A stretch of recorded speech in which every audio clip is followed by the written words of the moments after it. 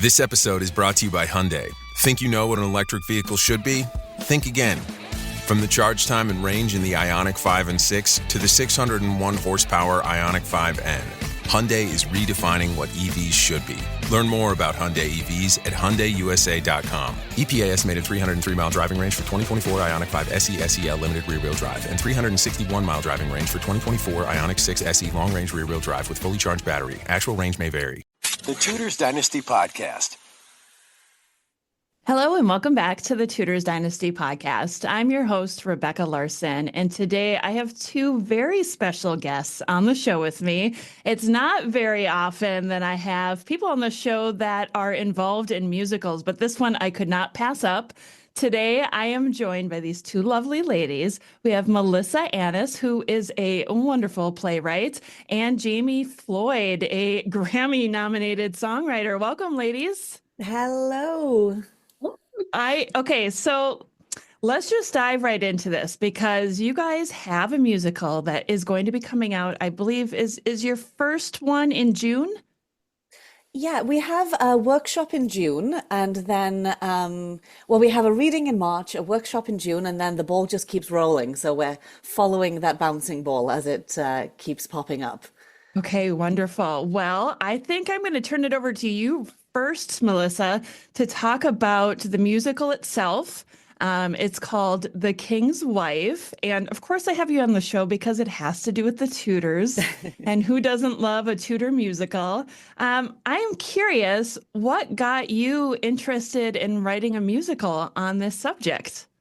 Yeah, that's a great question. I am a little bit of a history nerd, I must be honest. I'm always interested in those. I'm from Wales originally, so I always feel like our stories as Welsh people are not always in the forefront of what we learn. So I'm constantly digging and looking for the stories that we don't get to hear very often. And so when our producer, Jennifer, reached out to us and said, I want to write a Tudor musical, I was like, oh, how do we do this? And what is the story we want to tell? And so the part of the story that I am most invested in, or at least what sort of got me into this story, is this idea of what is happening to the women of the court. During this sort of first term of Katherine of Aragon, let's say, going into Anne Boleyn. Because I think quite often our stories are told, our women's stories in particular, are told in relation to the powerful men in our lives. So therefore, the king's wife, it's this idea of women are always second. So in our musical, the women are in the forefront of the story and the men are in relation to them, as opposed to the other way around. So we have five pretty hefty, flawed women as an ensemble piece led by Katherine of Aragon, where they are traversing this, patriarchal world, we could say, of the Tudor court. And we get to see how they navigate it.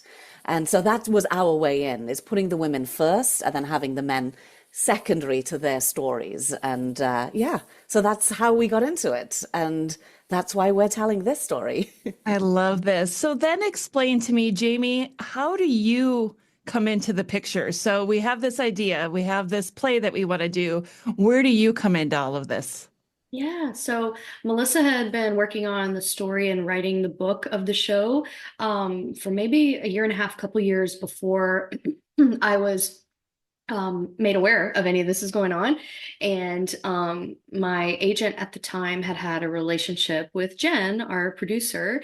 And I guess Jen and maybe Melisa had heard some of my music online, which initially kind of, made the interest, kind of perk up for them. And I met with them and they kind of told me what they were working on. And I got to see the script.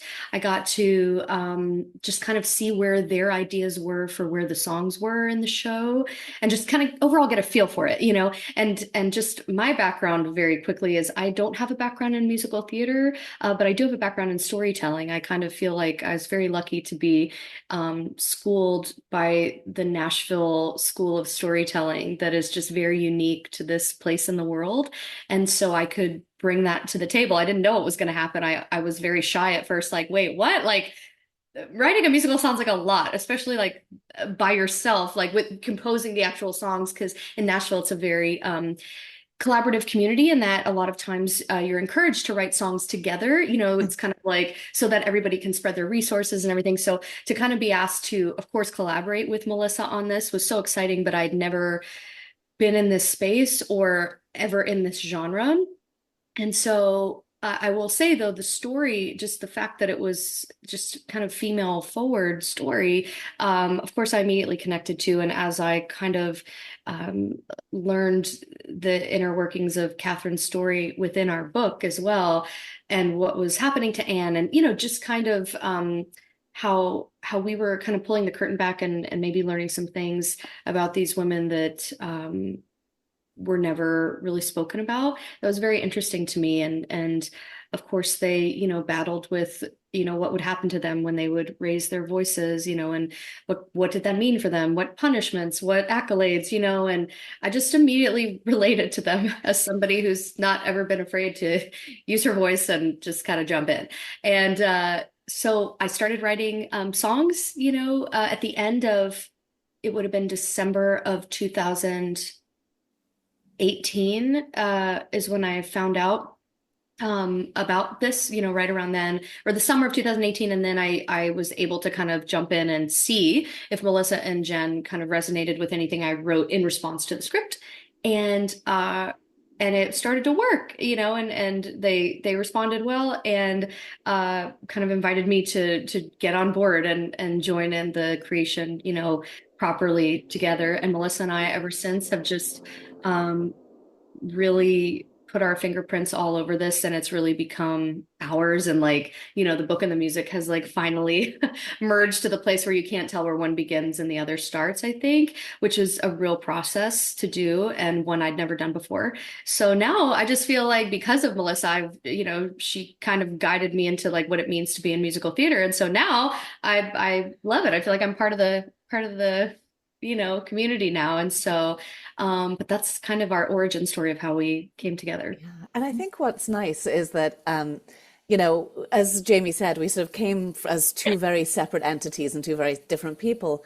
And as we've worked over the years, the show, I think, has really evolved with our relationship. And these women's relationships in the show have become more, dare I say, sophisticated and complicated. And I think that's a testament to, bringing one's contemporary self to a part of history is quite an exciting theatrical thing, at least for us to do, because we can see, as Jamie said, our fingerprints are all over it, but we can also see ourselves in this sort of 16th century world. And I hope that audiences will also see themselves, regardless of whether, who they are, male, female, or how they relate. I think that hopefully they will find someone that they can relate to in this sort of story too, as a contemporary audience member. Yeah. Jamie, do you have any idea how crazy the Tudor universe is and what you've gotten yourself into? I'm learning this. I will admit, I remember, of course, learning about this history in school. And of course, they don't really go into depth, but just enough to understand, the main political points and just the story overall. So coming in, I truly didn't have an in-depth knowledge of this world. But I will say I've become fascinated and I fall in love with it. I feel like I know our characters, whether that's, something I've kind of imagined, but I do feel like I know them. And it's been so wonderful to get to connect with their, we've gotten to visit a lot of the, a lot of those places in our story in real life, and also just kind of visiting the artifacts and just understanding how important so many different artifacts and pieces of history are that we still have today. It's been very cool to know about it in our story and then see it in real life. And then of course, meet people like you who really understand the depth of this story and this culture. Actually, it's really exciting to kind of get to know it. Yeah. And one thing just to add on to that, if I may, that's been really, really interesting is Jamie is a phenomenal songwriter, guys. I mean, there's second to none. And the emotional quality that Jamie can find and forgive me, Jamie, for using such basic words when it comes to music. I'm not a musician, but the emotional quality that she finds in these songs is absolutely incredible. And the musical is a roller coaster of emotion. And I think that what's been really lovely, learning more about the Tudor world, is that, we're so presented with so many facts all the time. And history, of course, is factually written by whoever wins, obviously, but is factually written. And so what's been lovely is delving into the emotional side of these characters and actually asking the hard questions emotionally of these women. What does it mean to lose all of these babies? What does it do to your body? What does it do to your psyche? What does it mean to overcome once again? And so it's been really exciting to hear from so many people in your community about how they relate to these characters, and that's influenced a lot of our writing too. Truly, I will say, as Melissa and I have had, people come to us and share their stories and their knowledge. I certainly, I feel like I speak for the book as well. There's been an evolution of the story, like you mentioned. As we've picked up all these little gems along the way, it truly has influenced us. And I can certainly say from the music side, there's songs that I wrote 6 years ago and the songs that I wrote like 2 weeks before we went into our last production. It's kind of, there's another micro story in that, like, because like Melissa was saying, we certainly can see ourselves in this. And I'm just hoping anyone else who's following our story or comes to see the show can feel that in the songs and the story, because it really does grow in a way that we could have never manufactured. It had to happen over this amount of years. And I hope that people can feel that in the show and, in the arc of their lives or their emotional, stories and the trip of their life. I'm hoping they can follow along and feel ours and relate to it and just, I don't know. I just think that's a very interesting part of the story that would have never happened had we not had all of these years and people and stories come into our world. Yeah, and what's really interesting is that when we started, Jamie and I were sort of in this place of, oh dear, how much of this are we making up? How much of this is fact? How much of this is history? And so we were always sort of playing this game of our version of the Tudor court, or our version of these characters. And of course, as the years have gone by since we've worked with each other, especially this year and some of last year, so many more stories of women of the Tudor court have come out, so many more books, so many more histories of normal women, the stories of how the women operated. So now we feel a little bit, we have a new confidence in saying that actually we are presenting with a strong foot forward historically. And also, yes, more people are talking about this. And that's a very exciting place for us to be today. The more, the merrier, right?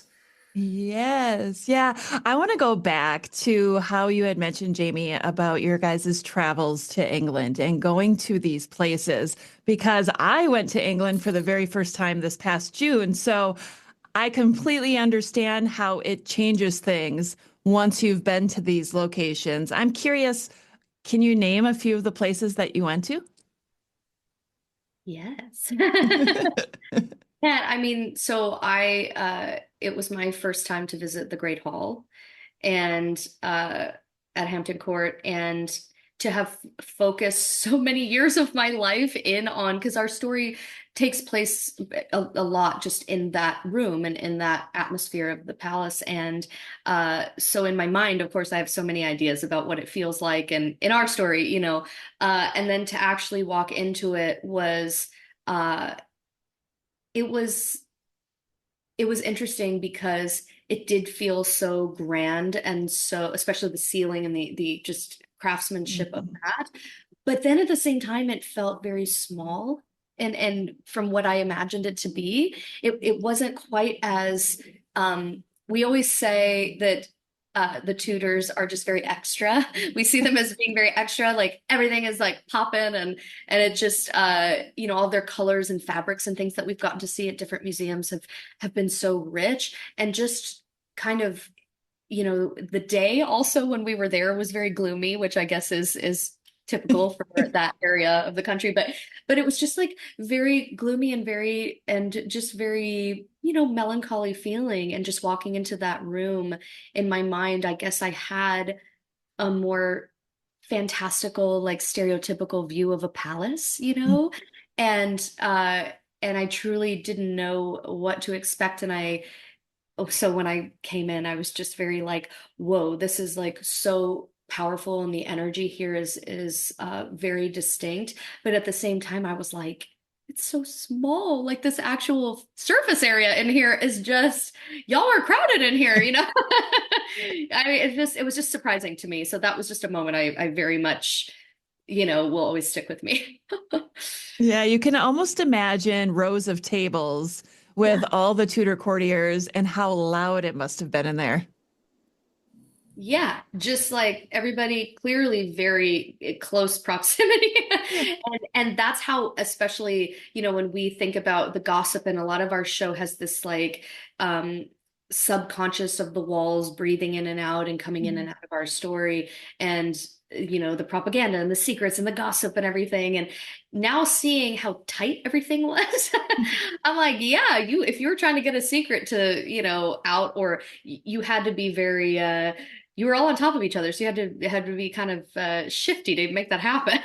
But it just felt very, it was just so incredible to compare what I had in my head to what it was in real life, and now bring that into our story too, Yeah. Yeah. Melissa, so obviously you're from the country, right? So I'm assuming you had been to Hampton Court Palace before. Was that the main inspiration for a location for you, or were there other places that you were interested in as well? For me, the main inspiration for location, actually, because I write for the stage, right? So my brain goes to stage play before reality. And so for me, I always knew it had to be a very bare room with accents of world. That was always very clear to me. And I think that's partly because of the influence of going to the Globe, to Shakespeare's Globe in London. That bare bones sort of Shakespearean feeling was always very, very important to me. And then it was such a relief to go back to Hampton Court, because I hadn't been for quite some time, to go back and go, oh gosh, of course, this is what it was. And to think of all the plays that they put up in all of these great halls all around the country, right? And so I would say it was less of an influence on me in terms of location, but style-wise, it's very much in the world of our play. And then, as Jamie said, that feeling of the Tudor extraness.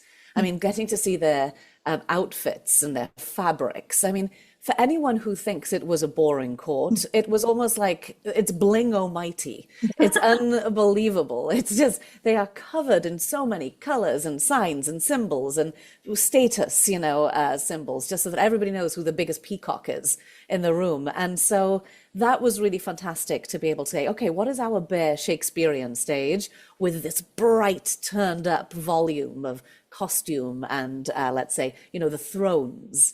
I think people think of thrones as in Game of Thrones nowadays, these huge sort of metal or big, but no, they were just velvet chairs. So just this kind of getting back to basics and reality was actually very exciting, because it was more than we ever expected.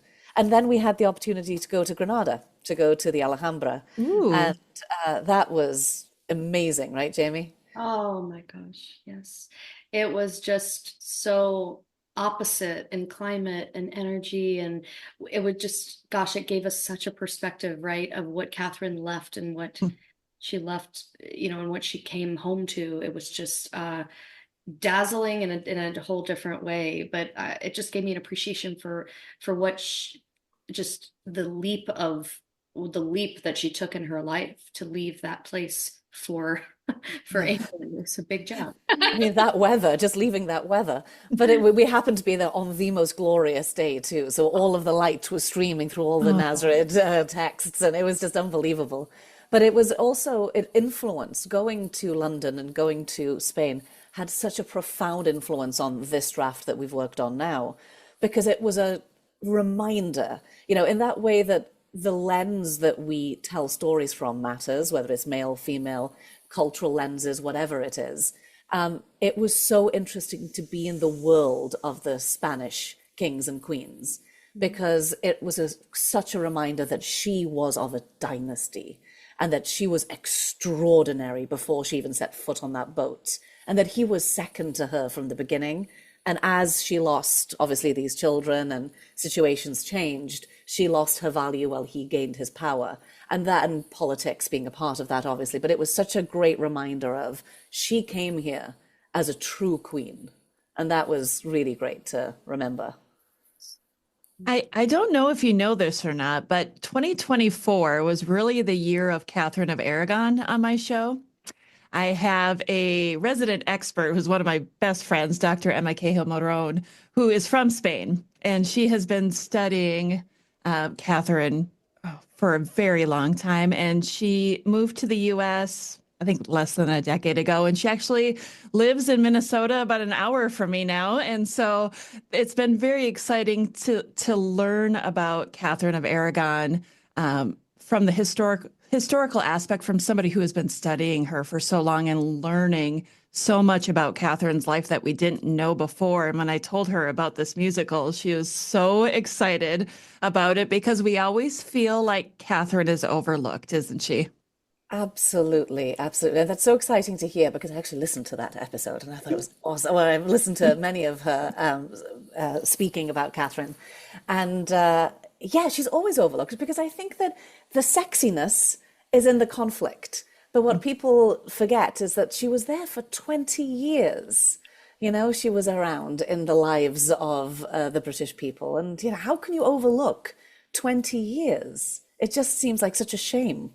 Yeah, yeah. And she was so much more influential than historians have given her credit for in the past. And I really feel like this is her moment to shine, and you guys are helping her do this. And Melisa, I want to know what gave you the idea for this play to make it from a different perspective. I don't want to give it away. I want you to tell whose perspective this musical is from. Yeah, well, it's actually, our protagonist is Catherine of Aragon, right? And we know that she had many ladies, obviously, that were very loyal to her through many, many different parts of her life. And Salinas, Maria de Salinas, was somebody who obviously came with her from Spain. And you know, for a long time, we knew very little about her, but recently more and more people have been writing about her and figuring out more of her story. So she became very interesting to us, especially when she was dealing with her own court battles, actually, not dissimilar to Catherine's issues after her husband died and trying to figure out custody of her daughter. I mean, to be a woman in that world meant you had very little agency over your own body. And so it was really interesting to figure out how all of these women had different problems within this, under the same umbrella, shall we say. So we actually, Jamie and I worked a lot on that character. I will say it's shifted. Even in the past 2 weeks, we've discovered that we were seeing it all through Maria's eyes at one point. But in the past couple of weeks, we've discovered that actually it's more of an ensemble piece with all of these women. So now all of these women have a clearer arc, with Catherine, let's say, I don't want to say leading the way, but she's the one with the main focus now. And even our Anne Boleyn, you know, we've tried to step away from that stereotype of that she was this, you know, vixen who came in as a marriage breaker. She actually was just another woman in court, extraordinary woman in court with ambitions of her own, be they flawed or not. But, and, you know, all her superpowers too. She had many, many superpowers. So just sort of looking at all of these women with the non-judgmental eye and through the lens of women, I think is probably where we've shifted to in the past couple of weeks, as opposed to through the eyes of one character now. Does that sound right, Jamie? Oh, yeah. It's also new. This is so fun. Okay, so now I've come to the point where I want to share one of Jamie's songs. And I'm going to share the I Know You song. And Jamie, maybe you could explain to the audience what this song is about. Oh, well, this song is at the moment in our show, probably the darkest moment in our show, and the darkest hour in Catherine of Aragon's life, when she loses her last child. And this is, you know, we're going to stage this, so it's very it's a very just moment that I don't think gets the I don't think we we discuss or just kind of go into just the gravity of this moment in history, in the history of her life, and just what that moment meant. And so we really sit in it on stage. And the song comes into play when Katherine, we see her as this warrior and this, woman who is so, like Melissa was saying, extraordinary in all the ways. We truly see what it looks like for her to fall apart, and for all the armor to come off, and for all the power and prestige and everything, we loved about her, just kind of fall away, and see her at her most vulnerable moment. And her lifelong best friend, who Melissa mentioned came from Spain, Maria de Salinas, is there with her. And she sings "I Know You" to Katherine in order to kind of narrate Katherine having to literally get up off of the ground, as she has had this horrific thing happen to her body as well, a trauma to her body, to her mind, her spirit. They have to lift her up, they have to dress her, and she has to now put her grief and everything aside in order to go be the face of hope and strength for her people, without any moment to herself, basically, without any time to process. And it's just, she has to go right back into battle of sorts. And the song, at least for me in writing it, I had to look at it from the perspective of, I think, we have a lot of love songs between partners just in music in general, but we don't see a lot of love songs between best friends. And so this is Maria's love song, and what I envisioned, what I would say to my best friend in her darkest hour. And so Maria gives this to Katherine as a way to help her rise up from this tragedy and have the strength to go on, to not only go on and, do this procession in front of the people and put on a face, but to go on with the rest of her life and to figure out, what the world looks like now for her. But it's just an intimate moment of someone who knows you best, reminding you of who you are. Yeah, and I have to admit, when Melissa said earlier that your songwriting and your singing really evokes emotion, Oh.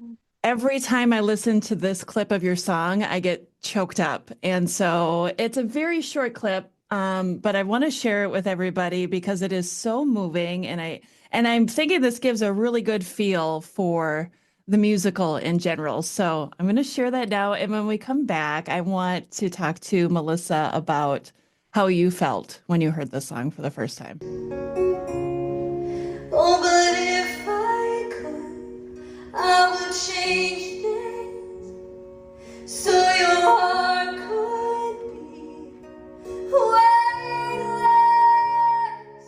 I don't know your hurt like you do, oh, but I know you, and all that I can see is that you are evergreen. You will live to live your dreams. Yeah, I just know it, 'cause you've got something they can't touch, so much more than enough. I know what you're made of. Yes, what you're made of. Oh, and if I could, I would change this so your heart could be where it lies.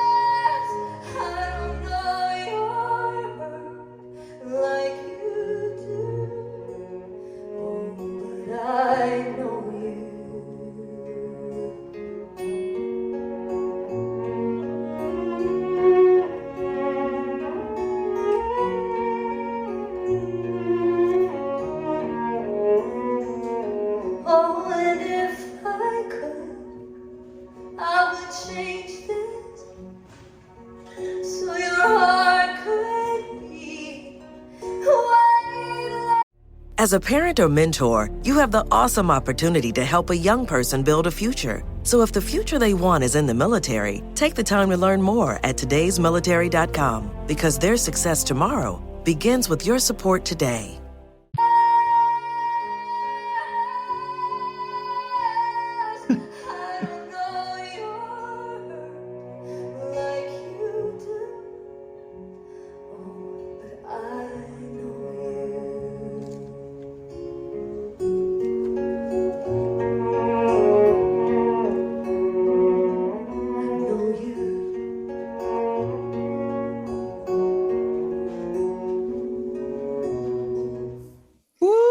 Okay, seriously. You see what I mean now, right? Jamie, every time I listen to that song, I get goosebumps all over my body and I get a lump in my throat. Not only are the lyrics beautiful, but your voice. Oh my goodness. You're very talented. Well, thank you so much. Very sweet. Thank you. It's definitely I just love getting to sing it live whenever I can, especially when I have a cello player. It's just very, very sweet to get to do it live. Yeah. Yeah. So, Melissa, when you heard this song for the first time, how did it make you feel? Yeah, it's the perfect linchpin in the show, It's that sort of, I remember when I heard it, I remember thinking, and it's one of those things where story and emotion and song and instrumentation all come together so beautifully to capture this one feeling of, you can do this and I believe in you, right? And I think what I love about the way that Jamie's constructed this whole song is that I don't feel like Maria's trying to take away Catherine's problem. She's just saying, I believe in you.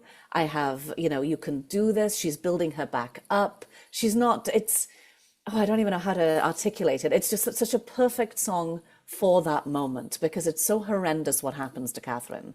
And we don't shy away from it on stage. We have a lot of comedy throughout this whole show, and then we hit this moment and we don't shy away from the horror of it. And this song just brings it all together. And I think it's the perfect song for the perfect moment in the show. So this is exactly what I'm talking about. And it's one of many in our show that not only moves one to tears, but just moves one, I think, to feel so profoundly for these characters. And that's a testament to Jamie's songwriting. Thank you. Yeah. Jamie, you're going to be in the musical now, right? Oh, no. I wouldn't go that far. I think, I have a dream of like just getting to do all the songs back to back, maybe on stage, like in my, what I would consider my arena, which is like live performance, like, not necessarily theater, but like concert style, I would love to someday like do the whole body of work, like, be every character and just do something ridiculous someday with that, which is the music. But honestly, in the processes we've had with actors, I mean, we've gotten to work with, gosh, over the last 6 years, some incredibly, just the best of up and coming people and people who are veterans. I mean, we've just got to work with so many amazing actors. And so what's most exciting to me is I'm used to hearing myself sing all these songs. I don't know what it sounds like for everyone else to sing it. And so that's so exciting because even in our last process, Melissa, that we had this last summer, where we actually got to see it on stage for the first time ever in a concert style performance, but we did get to see the entire show, book and music.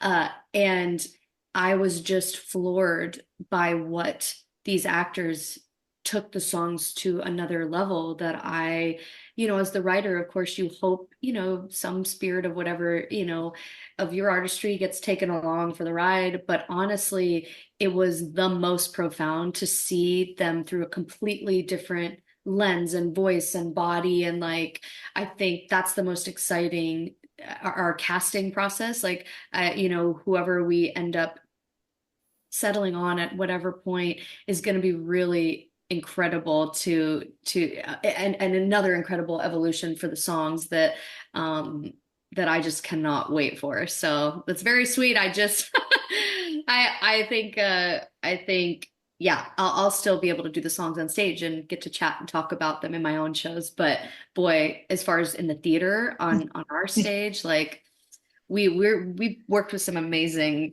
artists that have sung them so far. So that's going to be cool for everybody to witness what happens to the songs.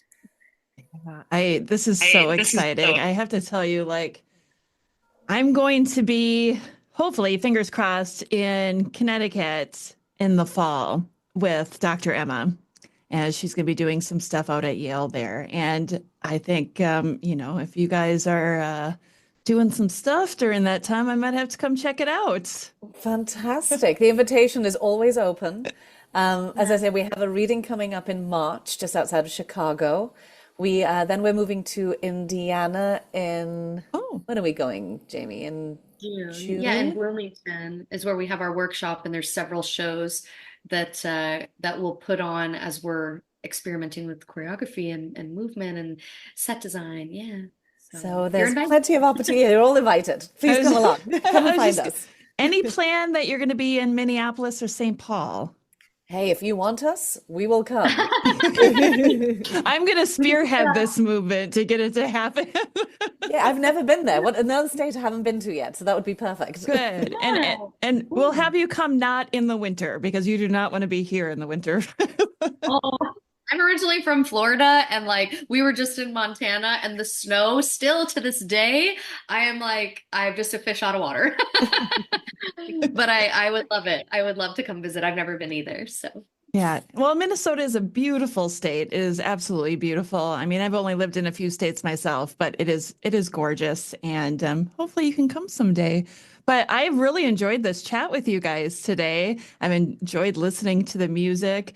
If people want to follow you guys or follow the musical or buy tickets, how can they do all that? Jamie, why don't you kick us off?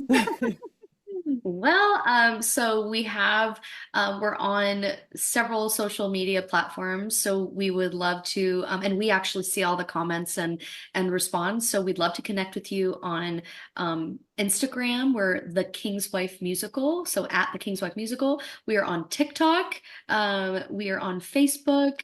We're on Threads. We're on YouTube. And then of course Melisa is her Instagram is at Melisa Annis, right? That's just her name. It's just her name. Yep, one L, one S. So you can follow Melisa, which you absolutely should, for this show and all the shows she's doing. And then you can same thing. I think both of us talk about the King's Wife on our own pages as well, and so you can kind of see our perspectives. And I'm Jamie Floyd. So Jamie Floyd, like Pink Floyd.